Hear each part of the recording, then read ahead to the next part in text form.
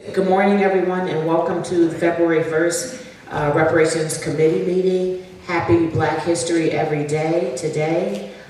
We may not have a quorum, but nonetheless, you are here and you've joined us virtually, so we will share some important information. We do have council members and committee members Harris and Burns in the Zoom meeting, and we have Committeewoman Claire McFarland that will be joining in Zoom. And we have Mr. Carlos Sutton and myself here present.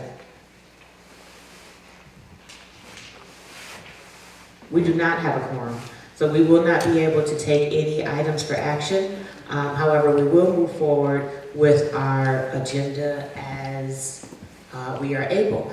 And Mr. Sutton, if you could read the ancestry acknowledgement.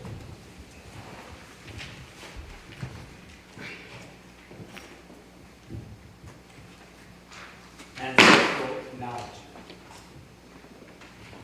Testing.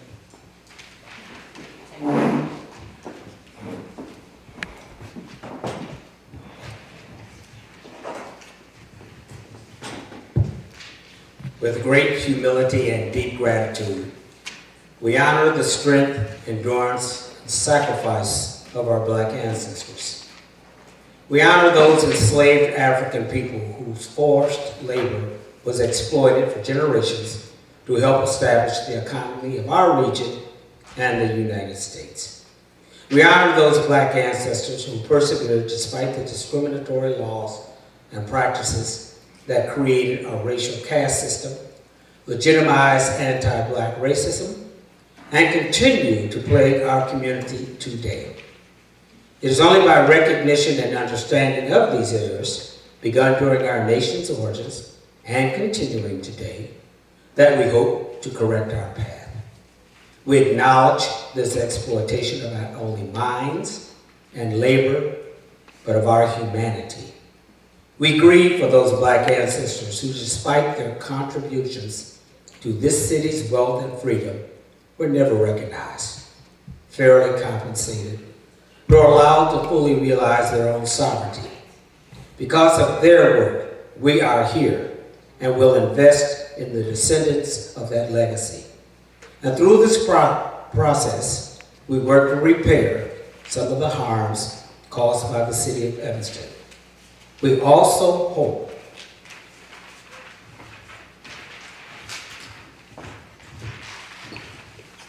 our focused attempts at reparations will serve as an example to the United States government and prompt other institutional accomplices to begin the process of repair. Thank you, Mr. Sutton. And we get many requests for that acknowledgement. It can be found on the Reparations website or the Reparations webpage. It was written by our own committeewoman, Claire McFarland, and approved by the committee. We're going to skip items 2A, that is an item for action, and we're going to move on to 3A. 3A is a recap and a discussion of the randomization of the direct descendants reparations applicants event. It was really a special occasion, so I'll just open up the discussion. We had great attendance. It was at Evanston Township High School. As you know, we have 454 direct descendants that are eligible, and 80 will be dispersed pretty much in the immediate future. We had a celebratory occasion, a presentation that was done by Dino Robinson, Shorefront Legacy Center. We had the Heirs of Joy present gospel songs, including Lift Every Voice and Sing, and another ensemble that was very well received. And we even had one of the leaders from the forthcoming cannabis dispensary, I can't remember, OK Cannabis on Howard Street, come and give us an update on when they should be opening. That's going to be good for reparations because it will increase and accelerate our revenue and our fund, therefore allowing us to disperse reparations more expeditiously. He also mentioned that they're hiring. So if anyone is interested in a job opportunity in the cannabis industry, they're hiring, as well as their bakery, which is a non-cannabis bakery. So it's non-cannabis bakery. There was a lot of confusion about that.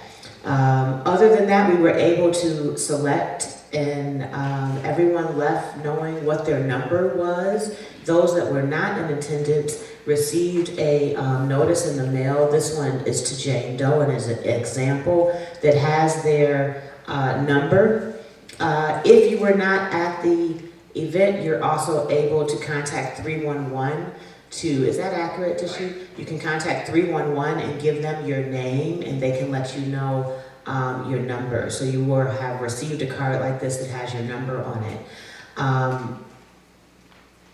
A committee member, Sutton, do you have anything to add to discussion about the event? Just basically that the presentation by Dino was excellent, and it's always tells me how important this committee is when we looked at how blacks have been traditionally treated in this community. That map showed that there was not a ward in Evanston that did not have a black presentation, from Isabel all the way down to Howard, and from the lakefront all the way over to the canal. And then to see this concentration into just 2 wards, now 3, that we're adjusting to, and we're trying to eliminate that kind of discrimination. I am concerned that the basic cost of owning property in Evanston now has become out of reach for many people. But what we do here has to be done to establish the kinds of framework that will address this wrong, not only in this community, but our entire country. Thank you. Thank you, Mr. Sutton. You know, we really can't say enough about Dino's presentation, and the event is online. It's on the City of Evanston's YouTube. It should be on our reparations page as well. And we've all seen shorefront presentations, many of them. And this is the feedback that I received real time, we received real time at the event. Something about this one was incredibly more moving. I can't tell you how many tearful eyes there were. Not tears of joy, but tears of sadness, just reflecting on our experience, and later celebration, tears of joy. But it was very moving. Even my committee colleague, Councilmember Bobby Burns, expressed how moved he was from the presentation. So please do take some time to view it online. And before I move to any staff contributions to this item for discussion, anyone in the virtual space, any of my colleagues, committee member McFarland or Harris or Burns, anything to add before we move on?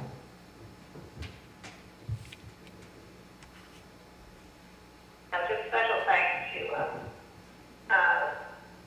City of Evanston owes Dino a huge thanks, huge vote of thanks. He's constantly stepping up in his role as shorefront, and also we can see that shorefront's new Maurice is in that mold as well. So special thanks to shorefront and to Dino. Thank you, Committee Member McFarland. Are there any other hands raised? If not, then we'll move on. Tashik, is there anything that you want to add from staff? Okay, we'll move on to the next agenda item, which is 3. Well, committee members. So we're going to move on to 3B. And I am pleased, the memo is in here, or okay. I'm pleased to give an initial update, at least long overdue, but at least an initial update that Hitesh, our CFO, has reached out to black banks, to the ones that were recommended by this committee, and including some credit unions, to explore how we might use them as a partner to hold the reparations fund. And what we're finding right now are some barriers I'm confident that we can overcome, but they're real barriers. The one is a state law that requires FDIC insured $250,000, and there are some limitations with the smaller banks that we're finding. But we are going to continue to work on this. I am committed. Ms. Tina Payton, thank you for also being committed to seeing this through. We have a couple of more avenues to pursue so that we can achieve this. But right now, we are not able to move forward because of the state law and the limited capacity of black banks. And that really gets us back to why we're doing this work. Why there's limited capacity in black banks, and why there are discrepancies in the capacity between black banks and other banks. And so this is a matter that we don't have resolved yet, but one that we will continue to work on. We've been in touch with Hitesh. We have a community leader, Mr. Matt Feldman, who's been very helpful in being a liaison between the committee and a particular black bank, and we'll continue pursuing this. But at this time, the funds remain in whatever bank the city of Evanston is using. We do have a finance staff member here that can answer any questions from the committee, if there are any committee questions at this time. Mr. Sutton, and also the committee members in the Zoom space, if you have any questions or comments for discussion before we move on.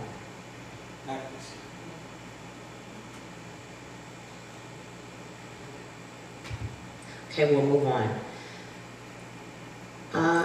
Tashik, do you want to take 3XC? Thank you. Yeah, so as to the direct descendant intake process, city staff did meet along with Councilmember Harris 2 weeks ago, just to review how the ancestor process went and whether we want to make any changes for the direct descendant intake process for the first 80. So we're going to update some of the documents that we use. And we're hoping to get started late February. That's my goal, but I did let everyone know I expect the process to start in March. I'm going to try to make it towards the end of February. And committee member Harris had an idea about doing the wealth fair back. So, Councilmember Harris, if you can unmute and speak on that a bit. Speaking, it's hard for me right now. I have a really bad cold, so next meeting, can I talk about it? Sure, we hope you feel better. I'll mention that in the past, we've had the Community Wealth Day Fair in partnership with the Dearborn Realtors, and now our own reparations cheerleader and ambassador, Vanessa Johnson McCoy, has established a Evanston North Shore chapter of NARAB. And so we will be reaching out to Vanessa to see if she can coordinate with her community of real estate professionals and financial professionals to help us organize a Community Wealth Day in partnership with the Reparations Committee. And expect to see banks and financial literacy and other providers, insurance agents, and other providers that can be helpful. Also, this is important because I think there was a reporter, I know that I at least heard someone with grievances in the community that this is required. This absolutely is not required. It is encouraged. I will be there personally. I'm always looking for financial education, but it is not a requirement to receive your benefit. You have already met your standard and compliance by your application and the process where you've received your number. Nothing further is required at this point or at any point. Yes, and the reporter did fix that in the Northwestern paper. Oh, awesome. Thank you. And then we... Can I just add about the Wealth Day and Please. participation of our Evanston Realtors Association under the leadership of Vanessa Johnson McCoy. I was invited to their last meeting, which was just 2 days ago, to present about what, the updates of what's happening with our Evanston reparations program. And at that very meeting, they actually expressed a desire to hold, to assist with that community wealth day again, and to find other, so that was already brought up in discussion in their meeting. So, very happy that we have like minds moving forward with that. And they also expressed a desire to see how they might support the committee and the wider Evanston community on this. Thank you. And so moving on from that, we will go, and this is for discussion as well. Item 3D is in David, is a draft amendment to Title II, Chapter 17 of City Code concerning the Reparations Committee term limits. So one thing that we didn't do when we established the Reparations Committee is stagger the terms. And that's something that we'll need to do so that the committee doesn't all term out at once and there's some continuity in thought and leadership. And it is the best practice of committees in general. So this was really, I would say, an oversight more than anything. So that's a process that happens outside of our committee. It goes to, is it rules? Or it goes to rules, and you know, that's a process that happens with rules and Evanston City Council. So just know that that is working through its process. It has been introduced or will be introduced very soon. Next, Mr. Sutton, do you have any comments on that? Yes, I do like the effective stagger, and also before this meeting is over, Tashika, I'm still getting a lot of concerns about people saying that they want to apply. During some time or another, during either the course of this meeting or some other time, I try to make it perfectly clear that there are no applications available at this time until everyone who had filled out an application and had received their payment. At that time, it might be considered for reopening at a date when we say, could you clear that up? But these people keep calling me and telling me I'm keeping them from getting their money.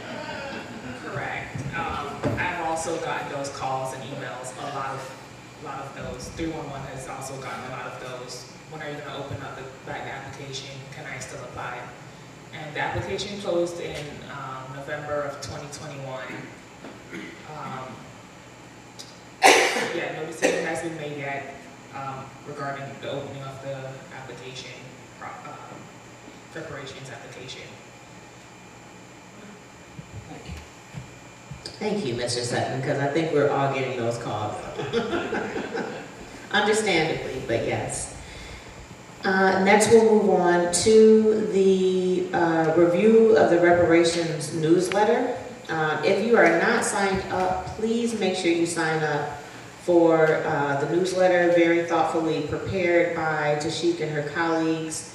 And if you have any information that you think should be shared with the reparations community or the reparations listserv, please do send it along to Tashik so that it can be included.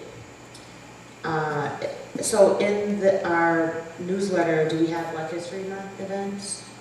Okay, so there's a lot happening. I know when I walked in the Civic Center, I saw an entire calendar of Black History Month events. It's on the ground level, and if it was there yesterday, I believe it's still there. A ton happening with the Fleetwood Jourdain Theater, with the library. Make sure you always tune in to Shorefront Legacy Center for your Black History, and there is more. There is actually a link on the website with all of the Black History programming. There's, again, the Evanston Public Library has special programs for adults and children. There's a presentation by the Aux done by daughter of Evanston, Tiffany Holmes. There is a art imagination presentation done by Professor Emerita Madison of Northwestern.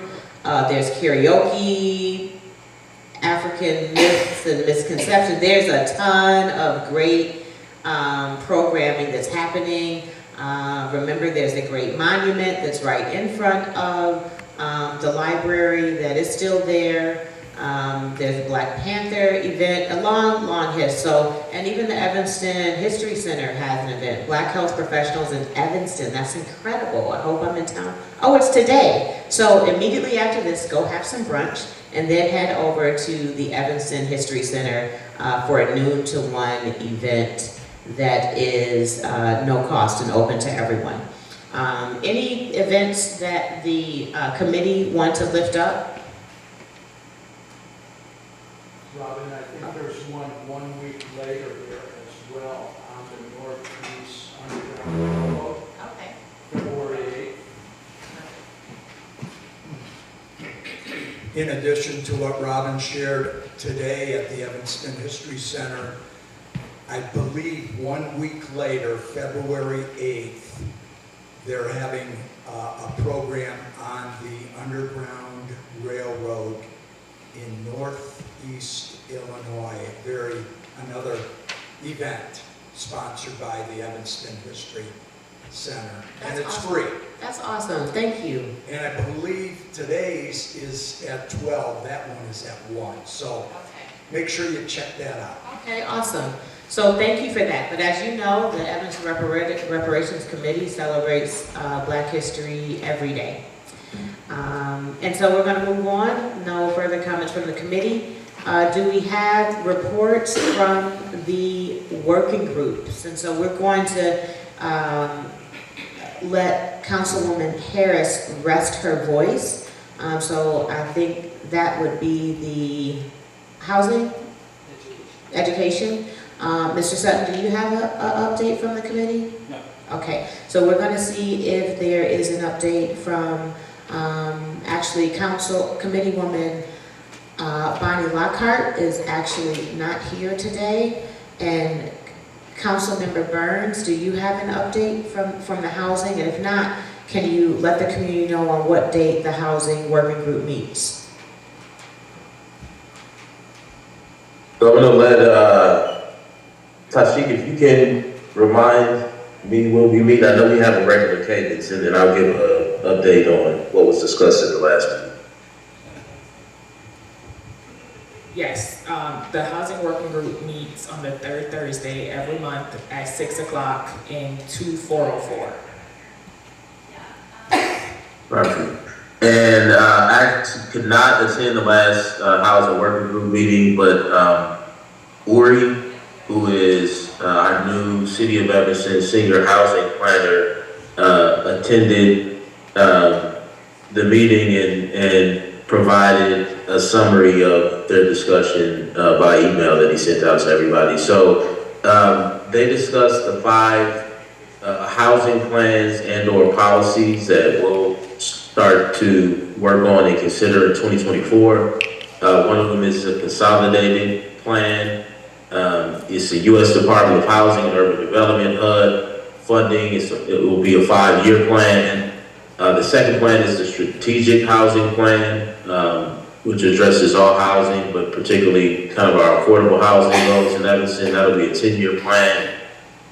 The comprehensive plan plus zoning code will be a 20-year plan. There's a meeting coming up. Tashik, do you know? Do you have that in front of you, the city calendar, to know when our event is for the comprehensive plan? Because everybody should attend that if they're available. I was going to close with that after the working groups. Perfect. Okay, so they talked about the comp plan and zoning code. Next one is affirmatively furthering fair housing. It's a regional plan that they're partnering with Cook County to develop, is the way I'm understanding this. And then the last is our local inclusionary housing ordinance. The current ordinance has been in effect since 2019, and we plan to update it and make changes if needed. And I think that is all. So the topic was housing generally, affordable housing at our last working group meeting. And we've decided as a committee, instead of heading in one direction, that at this point there's still quite a bit of research that we need to do into various topics before we decide which one we will carry forward. So we're in the learning phase right now. And that's all I have to report. Tashik, did you have anything else you want to share from our working group? Thank you, Councilmember Burns, for your leadership, and thank you everyone that's been participating. I've been hearing how robust and engaged the working groups have been. And then lastly, if we have a brief update on specific milestones from the Community Unity and Epistemic Working Group. Yes, we do. So we had an in-person meeting on the 20th of January that was really critical. We are putting together a program for Evanston. We're hoping that it's going to be a program of healing and unity. It's going to be centered on restorative peace circle model and some other, Evanston is full of so many creative people and creative organizations, and that affords us the opportunity to allow our African American Evansonians to have their story, have their, however they want to express themselves, about their experiences in Evanston, particularly around the issues of healing and of harm, repair, restoration, memorialized in ways that they're comfortable with, in ways they feel most comfortable expressing themselves. So there's opportunities, for example, with Fleetwood Jourdain Theater. There's a method called playback theater that we had a demonstration from. We have people from art centers, and again, experts in trauma and healing, working with the restorative peace circle, and that peace circle training happening principally by the Moran group. Shorefront coming in with their expertise in both interviewing, memorializing, and archiving. So it's really a broad group we brought together, and very proud of that. So that was a great start for us, January 20th, and we hope to have some more exciting news. It's gotten us off to a great start. Thank you. Thank you. And then lastly, we have our Economic Development Working Group that is led by Councilmember Devon Reed. And in his place, we're going to have our own staff, Damalia, to give us an update on that working group. Damalia. I'm so sorry. Hello? Okay. Yes, so thank you. Also, it's Dami Lola. Thank you. So the Economic Development Working Group at the last meeting, they had Dr. Blackman Larnell come and speak, and they also had Mr. Baxley Swiley speak as well. Dr. Larnell is working on a research proposal for a disparity study. So if there is another economic reparations program, it would be able to be legally upheld. And then also Mr. Swiley talked about the City of Evanston and the Community Development Block Grant and how that could possibly be used for economic development, especially for Black business owners in Evanston. They were also recommended to speak with the Housing Working Group, which is where Mr. Uri was presenting as well. Thank you. Thank you for the update. And then next we have, Tashik, if you could take 3G.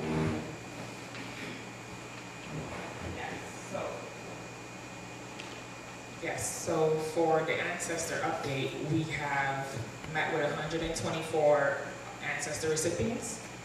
And this number includes some of the deceased recipients. They have received their benefit.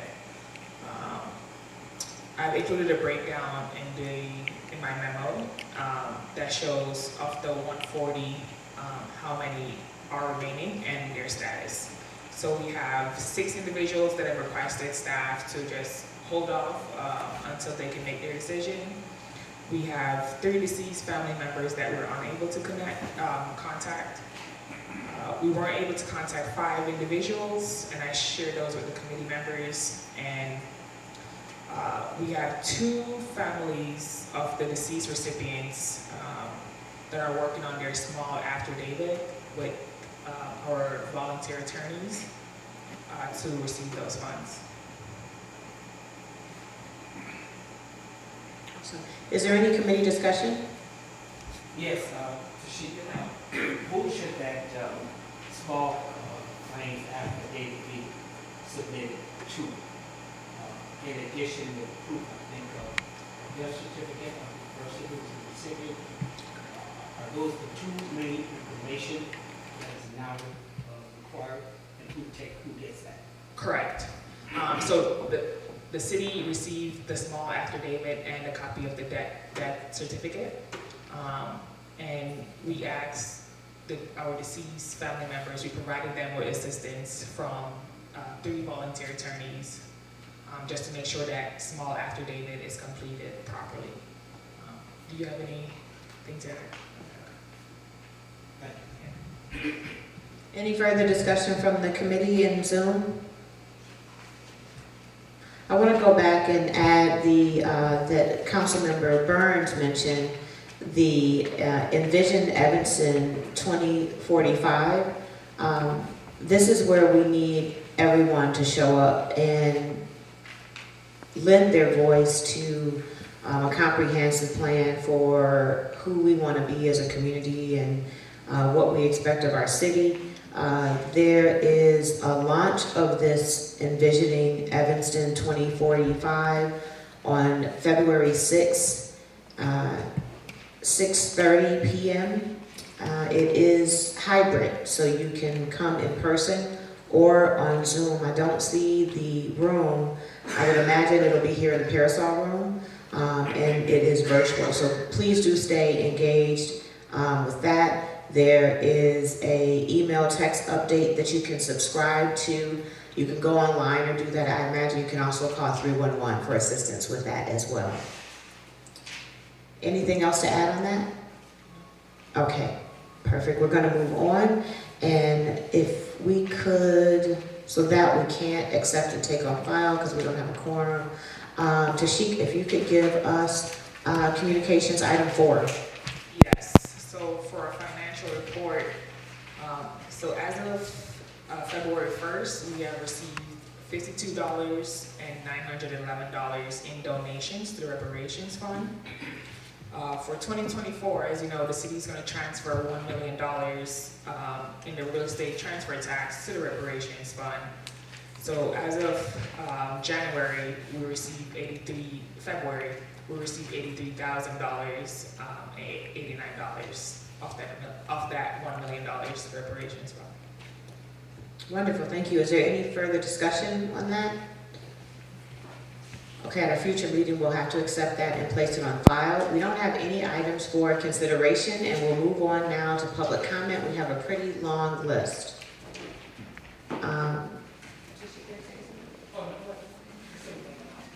Perfect. So do we have some in Zoom? That's the list is combined? Okay, perfect. But we have in person, Mr. Bennett Johnson. Yes. Thank you. I just want to make one comment, and that is that we have to understand that the entire issue is our relationship with the power community is one of economics. This country would not be what it is if it wasn't for the exploitation of black labor. And so I think that that's the focus that we need in this entire activity. It's economics, the exploitation, and how do we recoup. Reparations is the basic concept, but the manner is very important. So I just wanted to make sure that at some time we talk about basic economics. Thank you. Thank you for your comment. And have you been going to the Economic Development Working Group? I was kind of out of, the answer is yes, on when I can, yeah. Awesome. Thank you for participating. Thank you for the comment. Next we have Elmer Diaz.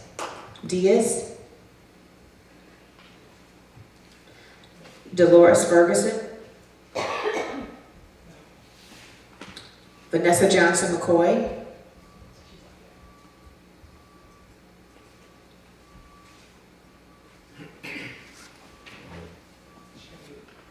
You can unmute yourself, Vanessa. Can you hear me? Yes. Oh, okay. Hi, everybody. Good morning. What an exciting time to be a Black Evanstonian. Woo woo. I just wanted to, of course, say thank you to the committee and all the supporters. And I did want to just echo what has already been stated about the Community Wealth Building Day. Our new chapter of NARAD is already partnering with Alpha Phi Alpha Fraternity to over 100 cities will be hosting a Black Community Wealth Day, including Evanston on Saturday, April 13th. April, of course, is Fair Housing Month, and that week is Realtist Week. And so we will conclude that week on Saturday and have some other events going on that week. But definitely, it'll be a time to share and encourage, share information about increasing Black home ownership and other topics as well. But that is our mission at NARAB. And I just want to also say that I've been able to be a part of the housing and the community unity working groups, and some exciting things are happening, educational things are happening. So as I said, it's a wonderful time to be a Black Evanstonian, and I'm looking forward to more in 2024, my motto for this year. So thank you again. Oh, one last thing about my White Bear project at Open Communities. Another wonderful organization fighting for fair housing and against housing discrimination. And so all of these partnerships that I'm excited to be a part of, we're going to be collaborating and doing some wonderful things for the Evanston community. And it is our hope that everyone will support and participate, and just let's move forward together, increasing Black wealth and Black home ownership. That's it. Thank you. Love you all. Appreciate you so much. Thank you, Vanessa. And next we have Miss Jasmine Junan. Okay, you can unmute yourself.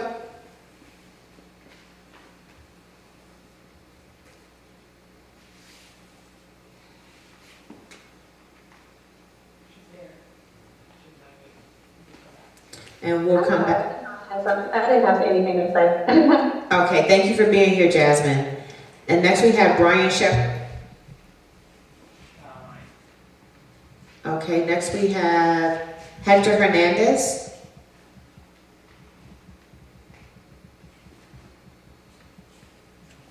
Anthony Swope. Present. Okay. No comment? You just signing in?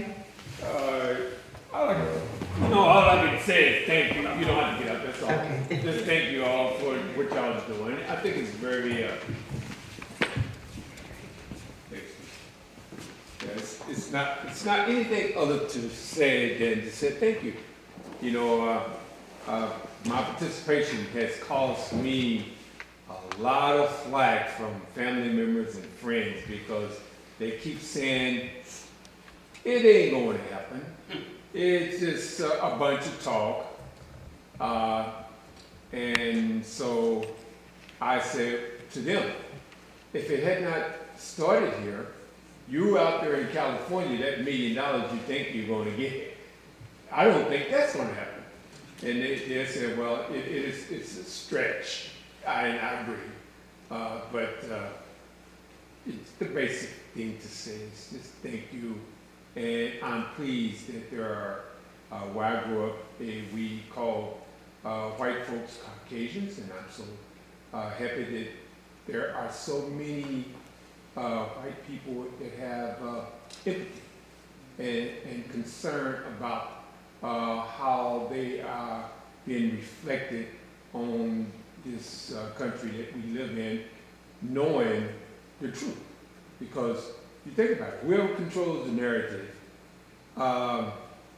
it plants in our memory what we think, do, and act. And so there are some that say, okay, still with the truth. You know, we call ourselves humans. We live in a humane society. We participate in various different types of religion. And if you take any doctrine that has any kind of holy scriptures at all, that's one of the things it's going to take, you know. What about the truth? And love, compassion, empathy, all that good stuff.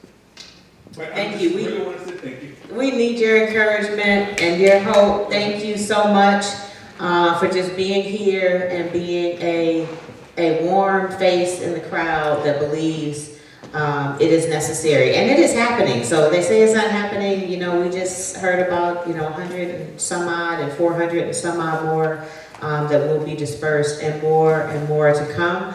To add on to your point about morality and scripture, and I just want to lift up the interfaith community. If you are a member of the faith community, please do join with the interfaith effort on reparations.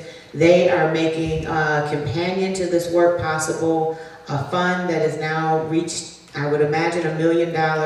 It's held at the Evanston Community Foundation. It is led by the Reparations Stakeholder Authority of Evanston, who you will hear more from early spring in direction and new leadership and a path forward and what types of reparations initiatives will be coming by way of the Reparations Stakeholder Authority of Evanston. And then next we have Kim Jones. Thank you for being here, Kim.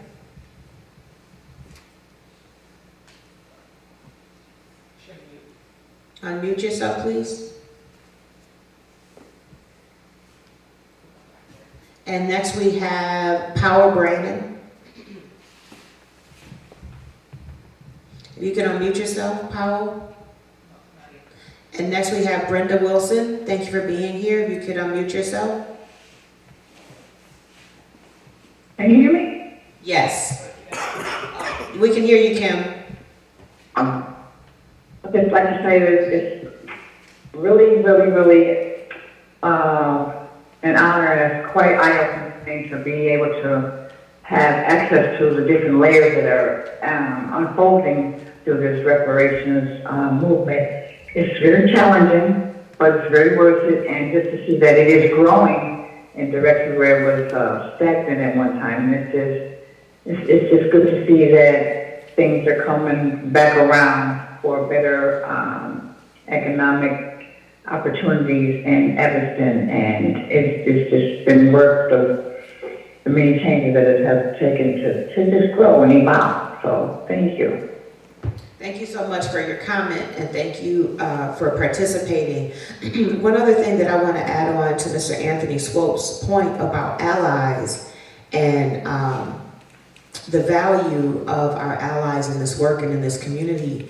The work is not done without allies, and I would love for everyone to get familiar with the report that was done by Professor Al Tillery at Northwestern at his Center for Democracy that really shows how 70% of white Evanstonians support reparations as public policy, and that's really special because there aren't any other national polls that have anywhere close to that. They're all like 20% or so. So that report is also on our website as well, or you can go to Northwestern to Dr. Tillery's center to learn more about that.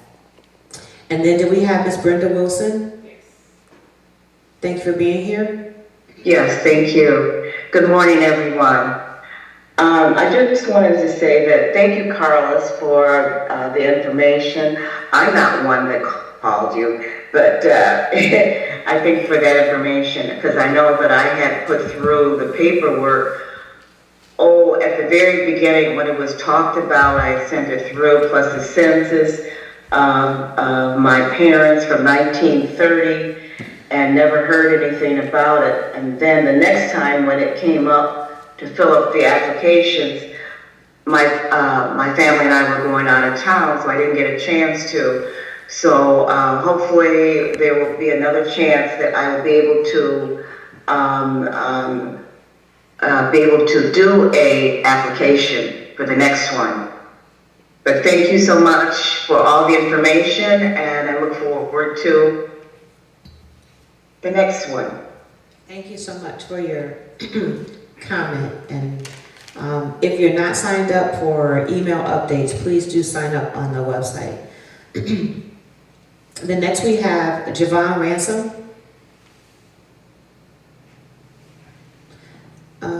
Melody Bickham. Thank you, Melody, for being here. Hello, thank you. My question and concern was already addressed. I appreciate that. That was kind of earlier in the meeting. Thank you all so much for what you all are doing. I hope you can hear me, and I'm not sure if you can. We hear you fine. Thank you for being here, and I'm glad we were able to answer your question already. And then we have two more. We have Virginia Steele next. And then our last is Ms. Tina Payton.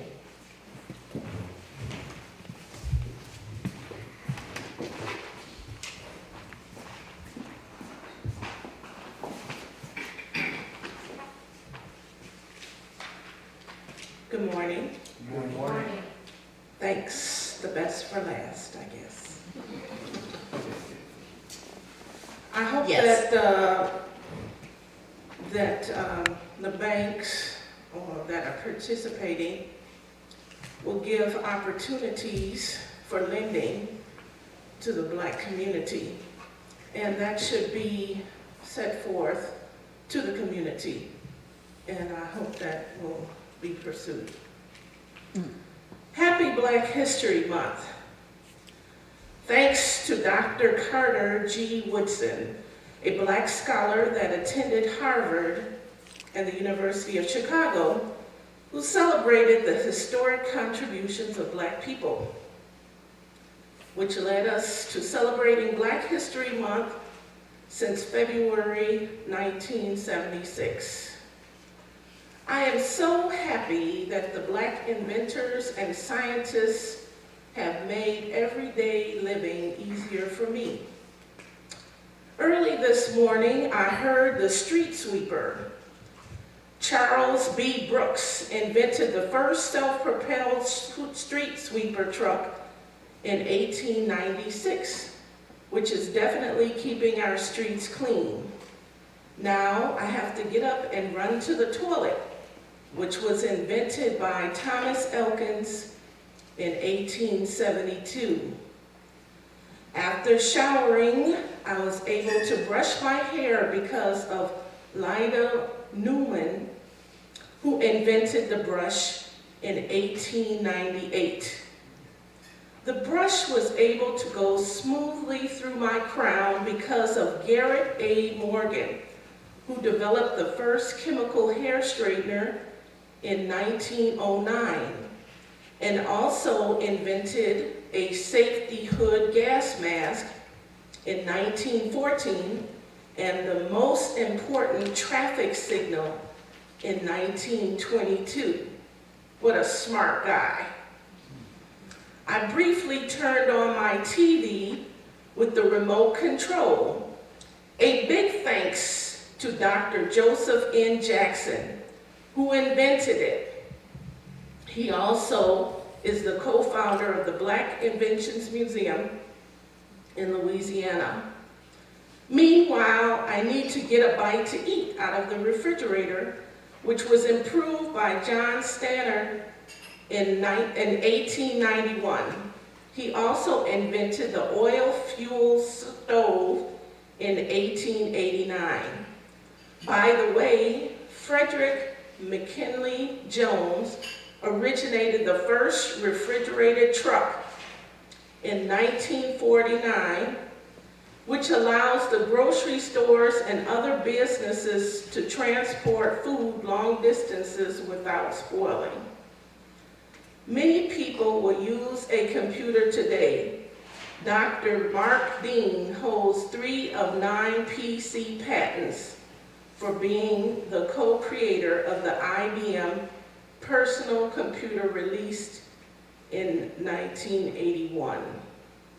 I know that there are so many more Black inventors and scientists that we don't know and should know. Black lives matter every day. Thank you.